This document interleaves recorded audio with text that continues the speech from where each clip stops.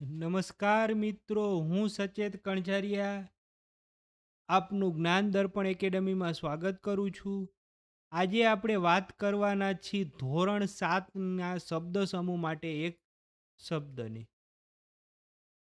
પછી તો કે માત્ર વિડીયોમાં શીખવાના જ નથી, સાથે સાથે તમે પ્રેક્ટિસ પણ કરી શકો છો.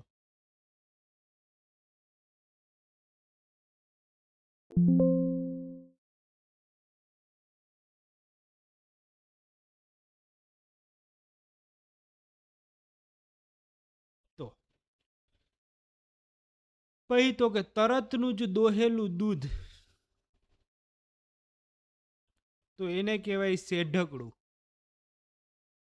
શેઢકડું.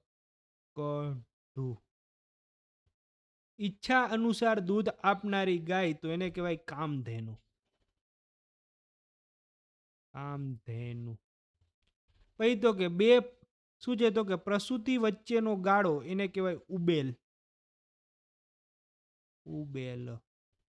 પછી તો કે પશુના શરીર પર શું છે, તો કે પસરાવવાના સાધન વડે તેને માલિશ કરવી, તો કહેવાય ખરેરો કરવો.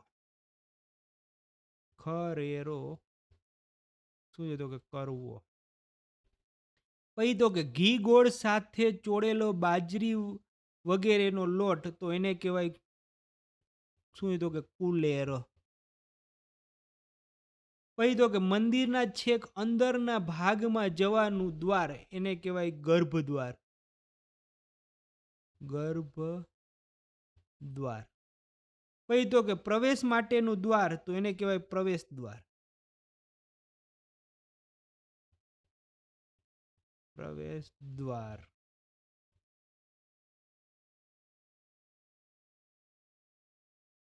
પછી તો કે સાધુનો આશ્રમ, તો એને કહેવાય મઠ.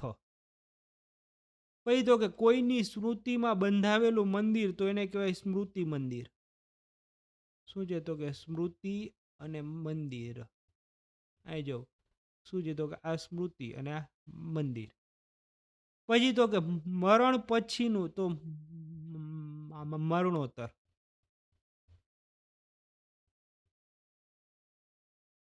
પછી તો કે શું છે, તો કે વીરની ગાથા, તો કહેવાય વીર ગાથા. વીર અને ગાથા. ચલો, વીર ગાથા. પછી તો કે પગલાની છાપ, તો એને કહેવાય પગલાને કહેવાય પદ, અને છાપને કહેવાય ચિહ્ન. એટલે શું છે, તો કે પદ ચિહ્ન. પછી તો કે રહેવા માટેનું સ્થળ, તો એને કહેવાય નિવાસ સ્થાન. પછી તો કે તપસ્યાનું સ્થળ, તો એને કહેવાય તપસ્યા સ્થળ. તપસ્યા સ્થળ.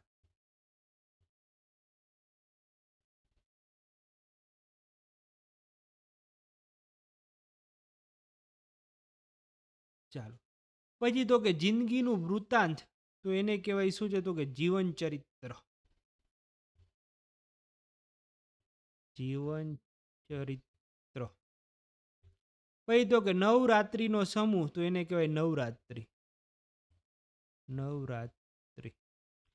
પછી તો કે સંસ્કૃતિને લગતું, તો એને કહેવાય સાંસ્કૃતિક.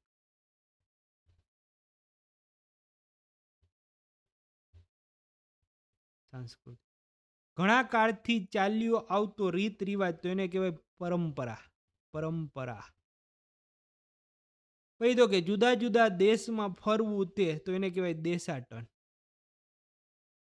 દેશાટન.